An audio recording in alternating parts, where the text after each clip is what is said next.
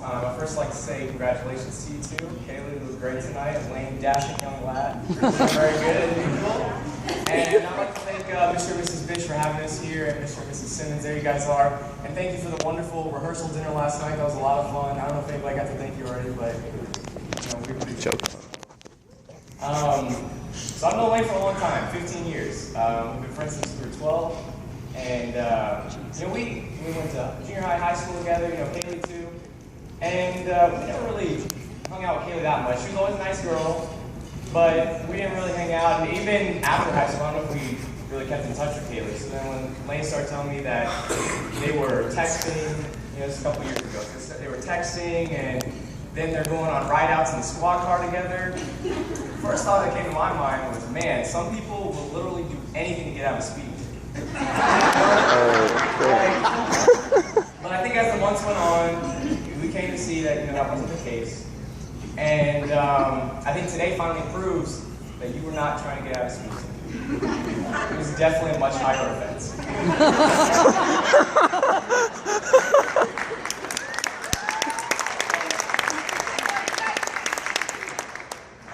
But no, there's no need to sit here and try and prove your love. Like Ashley already mentioned, we've witnessed it all on Facebook, unfortunately.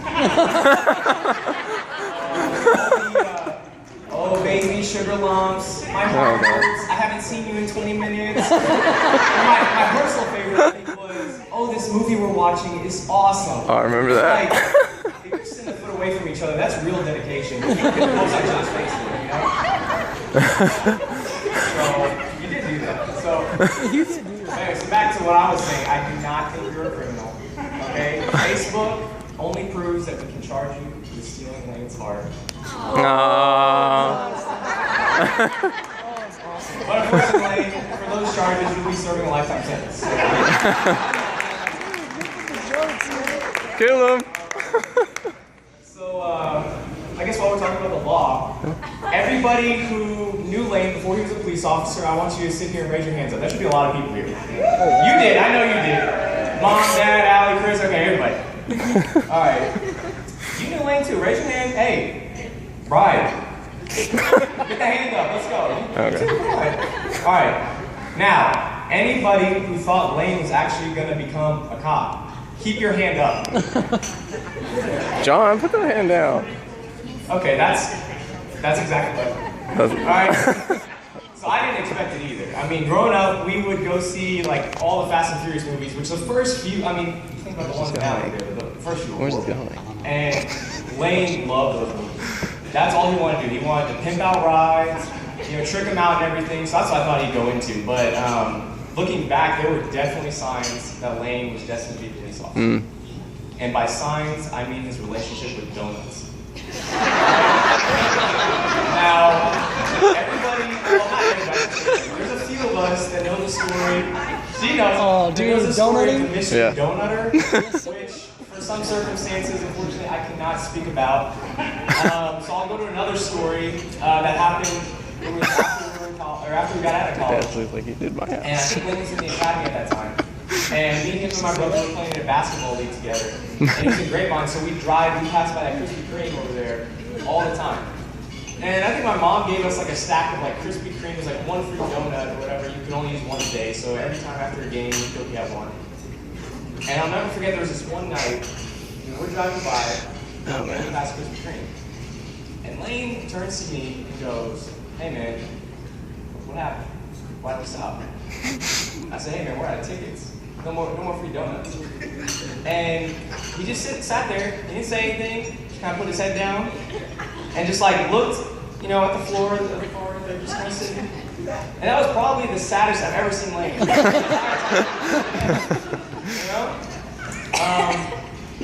Alright, enough about donuts. I know there's a lot of police officers here. It's bad as it is, I probably get pulled over every time I go to Bedford. So. But what else about you, man? I think we need to talk about the shoes. Okay. As you may know, Lane is a shoe fanatic. Alright? Yeah. No way. Hey, my parents still blame him for addicting me to shoes, right? Yes. Okay, yeah. Dude, I got 30 pairs in my closet. We used to go to the Metro Boys Ranch, the rec center. We would go play ball like every day. And we'd be in the car, me and my brother and Lane. Lane would bring the East Bay magazines. For those who don't know East Bay is like the owner of Foot Locker, so just shoes. I didn't care about basketball shoes at the time, but oh man, there's the new Jordans, there's the new Iversons. So he got me into it. So Dude, I bought 2 new pairs. They came I don't know back. if you actually know the extent. I mean, you've seen his shoe collection in his closet, but to kind of just illustrate for you how bad it is. One time we went to Vegas, and this guy brings carry-on luggage, all right, and his suitcase, and he can check in.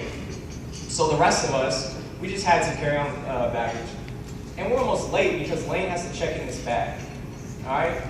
So all of us are like, we're only gonna be there for 4 days. Why do we have to check in an extra bag? Man, you got 2 bags. Come on.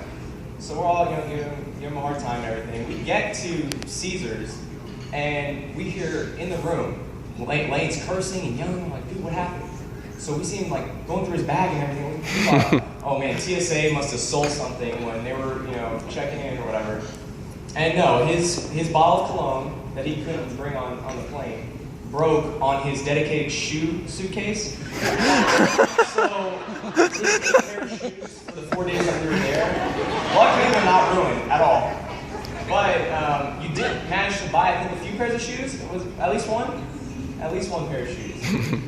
So that being said, I think that that's just to prepare you, I should say, for the honeymoon, because packing is going to be hell. But I think that also there's a positive side to this. I think that now you guys are married, you can definitely share in this hobby of his.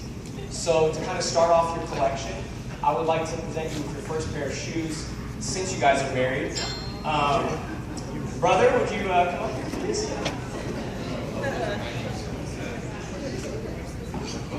Yeah, give them to her, man. Try them on.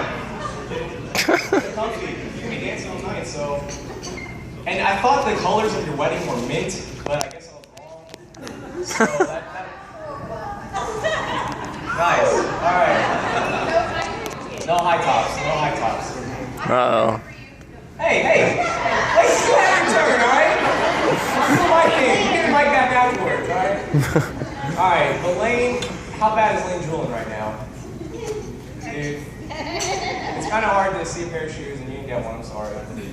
But actually, Brian, he's been good tonight. Go ahead, man. Yeah, his other pair of shoes here to match her.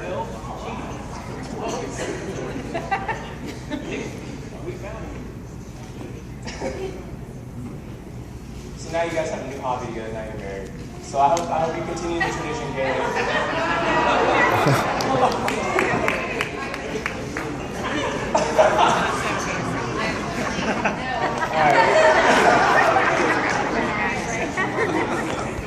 Hey, that's what best man is for, right? Remember that. Alright, but for real now, I've known Lane for a long time. 15 years, that's a long time. This is a long-ass speech. We've been through a lot, and honestly, I mean, Lane is he's a great human being. I mean, he's a good guy. He's one of the most loyal people I've ever met. He's always had my back through junior high school, college, you name it. Even like dance battles. I don't know if you guys know Lane can dance. Like pretty good. Like hip hop, I mean, I'm not kidding about this. And hey, thanks for being here. Wobble. But no, I mean, we're not just talking about like Baylor college parties in Waco, Texas. We're talking about Lane shutting down clubs in Vegas and stuff. Like, this is real. So hopefully he didn't get too old yet, kid on the way and everything, but hopefully you can still bless the news out tonight. But Lane, I mean, you guys know Lane. He's always been a fun guy. And, loves to joke around. He can put a smile on anybody's face. And, like you guys were joking about, I don't know how many of you saw, we have superhero t-shirts underneath this.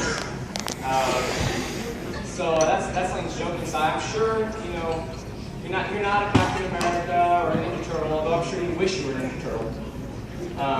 But you're a hero in real life, man.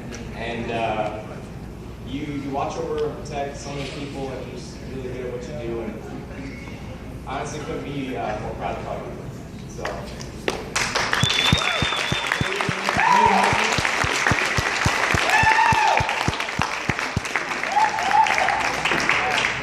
I know you're gonna make